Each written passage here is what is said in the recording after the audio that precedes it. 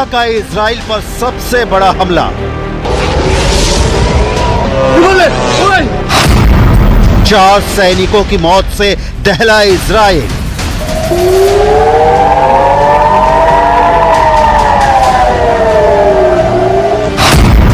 साठ लोगों के घायल होने से हाइफा में मची हलचल।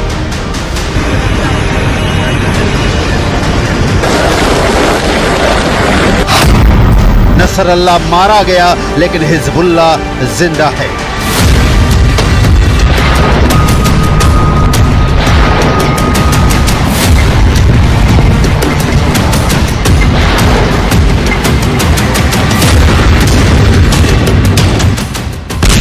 हिजबुल्लाह का कमर तोड़ने वाले अटैक के बाद इजराइल इस मुगालते में था कि अब कम से कम हिजबुल्लाह इजराइल के खिलाफ डायरेक्ट अटैक नहीं करेगा।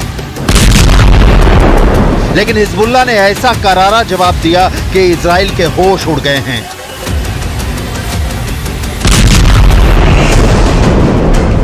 रक्षा मंत्री Yoav Gallant, army chief Herzi Halevi दौरे पर हैं। हिजबुल्लाह ने गोलानी ब्रिगेड के ट्रेनिंग कैंप पर जबरदस्त हमला किया है। हमला इतना जोरदार था कि इजरायली डिफेंस फोर्स के 4 सैनिकों की मौत हो गई। हिजबुल्लाह ने इजराइल पर हमला उस दिन किया जिस दिन अमेरिका ने third missile defence system Israel की सुरक्षा में तैनात करने की घोषणा की। यह हमला किसी रॉकेट या मिसाइल से नहीं बल्कि ड्रोन से किया गया। यह हमला इतना सटीक था कि इजराइल को भी मानना पड़ा कि इस हमले की वजह से उसे भारी नुकसान उठाना पड़ा है। हिजबुल्लाह के छोड़े 2 ड्रोन में से एक को इजराइल के एयर डिफेंस सिस्टम ने इंटरसेप्ट किया यानी रोकने में सफल रहा, लेकिन दूसरा drone Golani brigade training base पर तबाही मचाने में कामयाब रहा।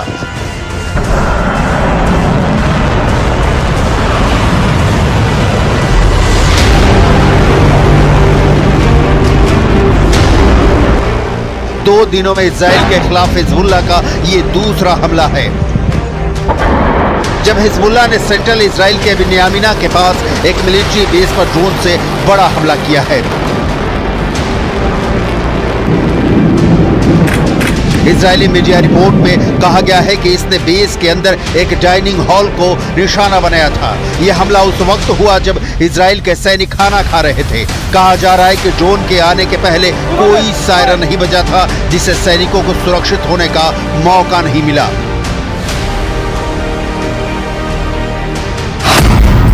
हिजबुल्लाह के इस ड्रोन अटैक में सार्जेंट ओमरी टमारी उम्र 19 साल, सार्जेंट योसेफ हीप उम्र 19 साल, सार्जेंट योआव एगमॉन उम्र 19 साल और 19 साल के ही सार्जेंट एलोन एमेटे की मौत हो गई।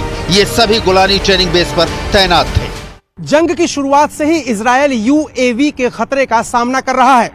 बिन्यामिना मिलिट्री कैंप जहां पर ड्रोन अटैक हुआ वो लेबनान की सीमा से महज 65 किलोमीटर दूर ही है। आईडीएफ ने अपनी शुरुआती जांच रिपोर्ट में पाया है कि ये दोनों ड्रोन समुद्र की सीमा के रास्ते इजरायल में घुसे। ये दोनों ड्रोन मिरसाद थे, जिन्हें ईरान में अबाबिल टी भी कहा जाता है। मिरसाद ड्रोन हिजबुल्लाह का आत्मघाती ड्रोन है। मिरसाद 1 को ईरान के मोहजर 2 मॉडल के डिजाइन पर बनाया गया है। इसमें हिजबुल्लाह के लिए थोड़े संशोधन किए गए हैं। ये ड्रोन 40 किलोग्राम तक विस्फोटक ले जा सकता है। इसकी अधिकतम गति 370 किलोमीटर प्रति घंटा है और इसकी रेंज 120 किलोमीटर तक हमला करने की है। ये 3000 मीटर की ऊंचाई तक उड़ सकता है। हिजबुल्लाह अक्सर इसका इस्तेमाल इजरायली हवाई क्षेत्र में घुसने के लिए करता है। सबसे बड़ी बात यह है कि ड्रोन इजराइल के एयर डिफेंस सिस्टम को चकमा देने में सफल रहा। इजरायली वायुसेना के विमानों और हेलीकॉप्टर ने दूसरे ड्रोन का पीछा किया, लेकिन यह रडार से गायब हो गया। इजरायली सेना इसका पता नहीं लगा सकी क्योंकि शायद यह जमीन के बहुत करीब उड़ रहा था। अनुमान है कि रडार से गायब हुआ ड्रोन और हमला करने वाला ड्रोन दोनों एक ही थे।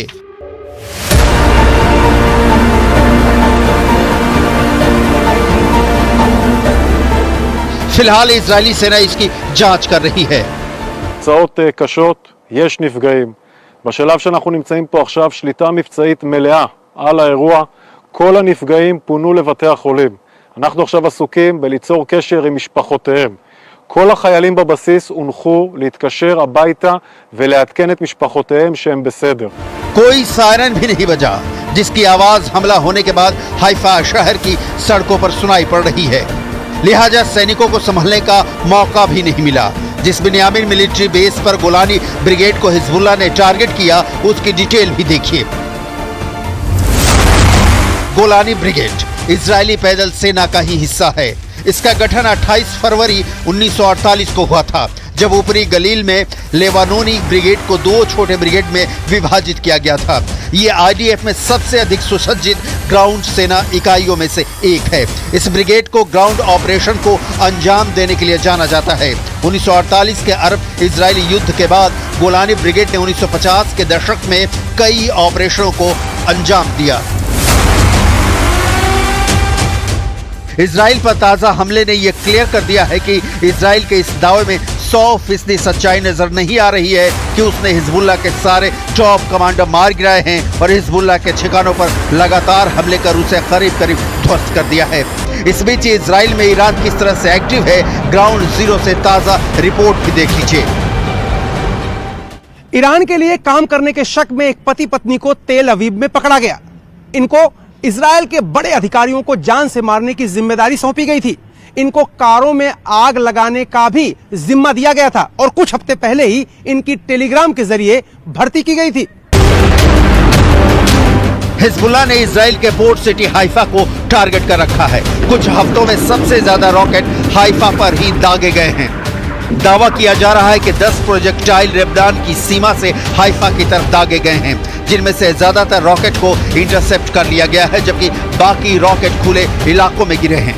इजराइल के हाइफा से आया एक चौंकाने वाला वीडियो देखिए। ये वीडियो हाइफा के होलसेल मार्केट का है, जहां लोग कामकाज में जुटे हैं, लेकिन तभी अचानक एक मिसाइल का टुकड़ा यहां गिरता है और यह शख्स घायल होने से बाल बाल बच जाता है। हिजबुल्लाह के हमले का करारा जवाब। इस बीच इजरायली एयरफोर्स ने दक्षिणी लेबनान में बहुत बड़ा हमला किया है। हिजबुल्लाह के 200 ठिकानों को तबाह कर दिया है। इन ठिकानों में launchers, anti tank launching position, military building और हथियार डिपो को टारगेट किया गया है। ये तस्वीर लेबनान के नबातीह की है, जहां कमर्शियल मार्केट पर भीषण हमला किया गया है। दक्षिणी लेबनान के नबातीह में भयानक तबाही हुई है।